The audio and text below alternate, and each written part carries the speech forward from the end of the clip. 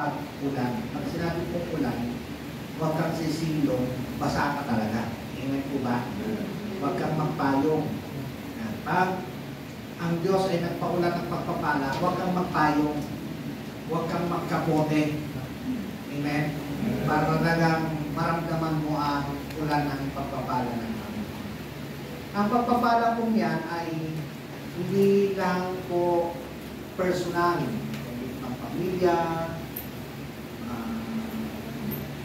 like ang church po natin, we always pray na pagpalain po ang bawat members. Kasi pag pinagpala po yung bawat members, alam po ba na pinagpapala din ang church. Alam po ba? Kasi siyempre, alam naman, pinagpala tayo tapos hindi natin maalala ang Panginoon. Siyempre, maghahandog tayo ng, sabi nga, papuring alay ng pagsamba. Ano po yun? Yung ating mga offerings, yung mga tithes. At lahat ng yan ay, sabi nga po, dapat po talaga natin asamin. Pwede po bang pakita mo muna yung papel doon, pakita mo, baka tuloy ang yung panigit. So, announcement po, yung aming pong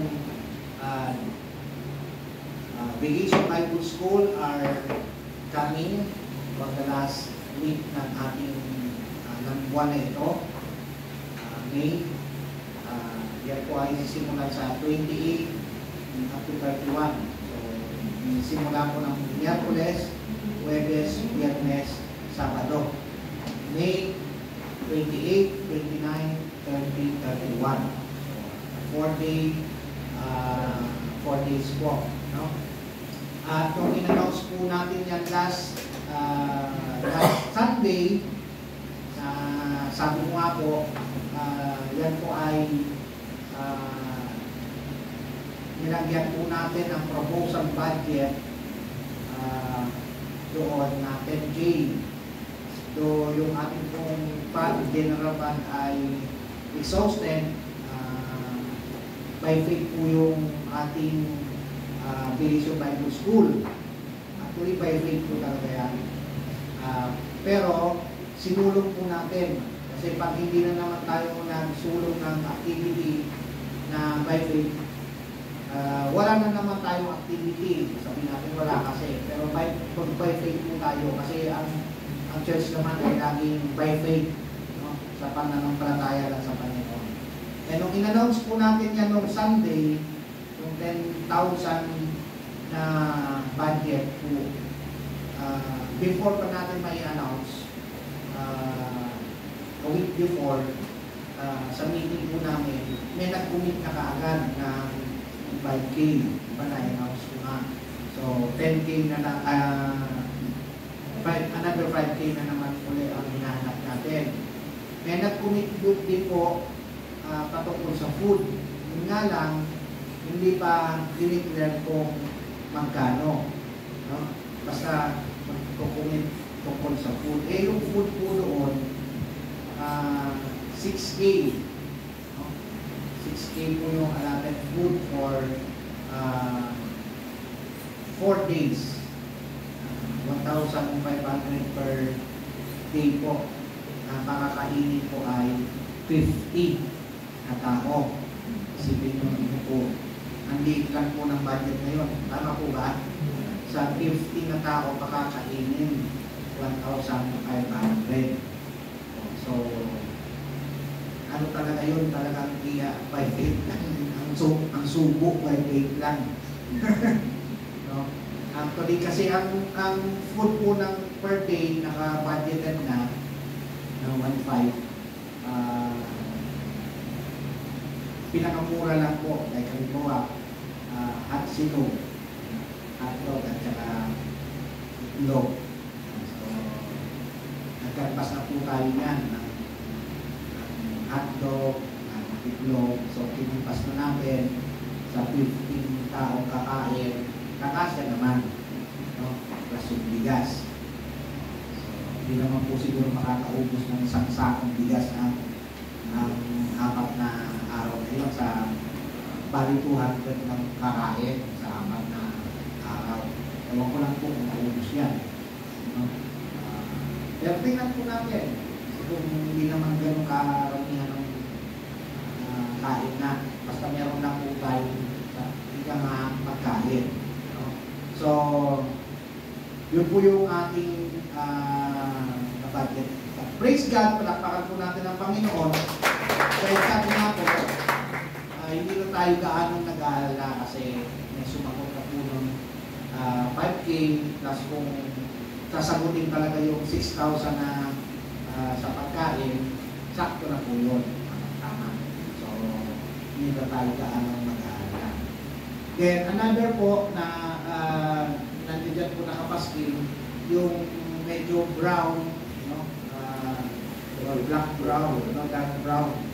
Yan po ay June pa naman po, last Sunday ng June, yan po ay concert, no? Ng isang banda, Christian band po, na hindi pa naman gaano kilala, pero sila po ay nag-minister na libre, no? So libre yung concert na ginano nila, in-offer para sa imo sa SOG.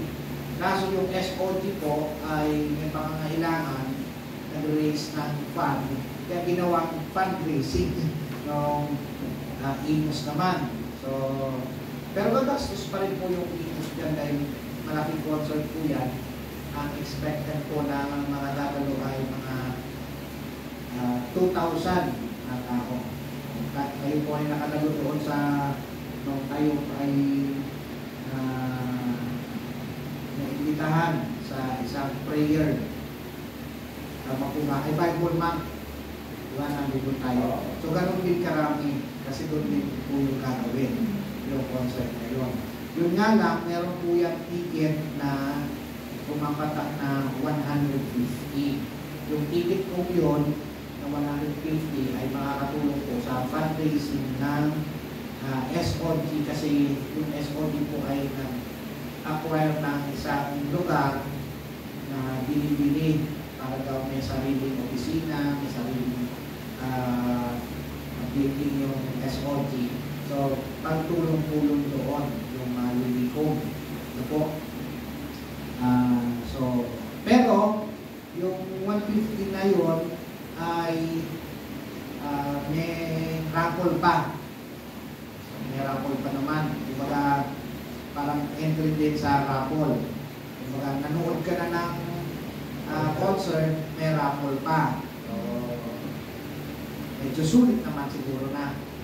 So, sa June pa po natin yan, pero nandiyan na po yung ticket, when you can have your ticket na 150 pesos. Pero sa June pa naman po ang pinaka-ano yan. No? Tapos, yung isa naman pong nakapaskil po dyan ay isang Bible school sa mga gustong mag-enroll daw, gustong mag-dalunghasa sa pag-aaral, ay nananawagan sila na so, sa mga gusto. Pero may bayad po yan. For details, nandiyan na po yan. No? Tapos, hindi pa po final yung ating pong panawagan or ating pong plano na meron po din tayong family day. Parang kayong walang family. Family day. So, kung naalala po ninyo last year, tayo po ay nag-family day doon sa, saan nga tayo nag-family day? Kalipayan. Maganda naman po yung experience natin doon, ano? Doon na rin tayo nag-worship service. Ito po ay tinitingnan natin kasi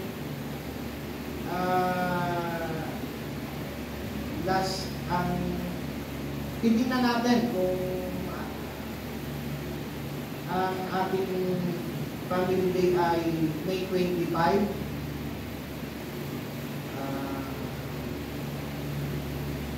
or susunod na sa ay June 1 na yan ang kasunod. Last Sunday pala ay May 25 kasi May 28, 29, 30, 31 tama po ba yung June 1 na pala ang Sunday.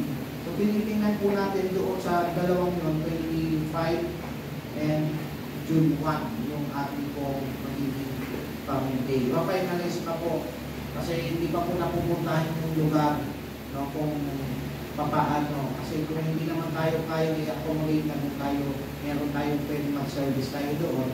Kasi titignan po natin na dapat makapag-service tayo. Kung Sunday po natin yung gagawin, doon na ang ating Sunday service. Diretso na katulad ng ginawa natin doon. Pero kung hindi, swimming lang talaga, may Sunday service pa rin po tayo.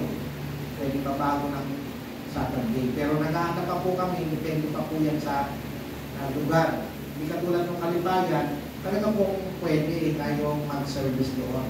Pinayagan tayo. So tingnan pa po natin, no? Tentative by 25, May 25 or June 1. Pero tandaan po natin, pagpasok po ng June, ang kasunod na ating selebrasyon ay anniversary. 7th year anniversary ng ating church. Doon po nakapitong taon na tayo. Palakpakan po natin. Kung yung pitong taon na yun, pagpasok pa lang po yun sa nasabi natin na mga challenges.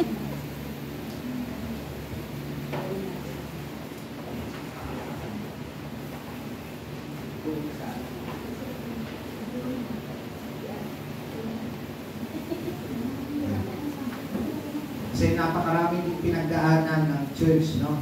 So, hindi katulad po ng ibang mga iglesia na inaabot na sila ng 35 years, 40 years, no? Tayo ay, kumbaga, batang-bata pa ang church po natin. So, we cannot compare sa mga sobrang ng tatagal, sabi natin. Kasi kung minsan meron pong mga nagpo-compare. O bakit kami ko konti? Bakit sila ang dami? Tingnan po natin kung ilang taon na yung church nag-exist. No? Bawa, yung si OG, bakit ganun sila kalaki? Ilang taon na po ba sila? Yung JIL, ilang taon na po ba yan? Victory, ilang taon na po ba yan? E tayo, kung tayo umabot ng 20 years at tayo pa rin, ewan ko lang po, baka si Gian matawag kong Sister Flor kasi nagkakamali na ako kasi ulit-ulit yung mga mukha. Diba? Kasi magkamukha din sila, mag-ina. Medyo si Gian nag-grow na. Diba? Hindi nyo napansin si Gian. Wow. Dalaga na. Dati kasama natin, ano lang eh. Oh. Ayan, dalaga na. Di ba? Oh. Nagsampol na nga, pinantahan tayo mula Sunday. May nakareserva na naman yan. Oh. Pero,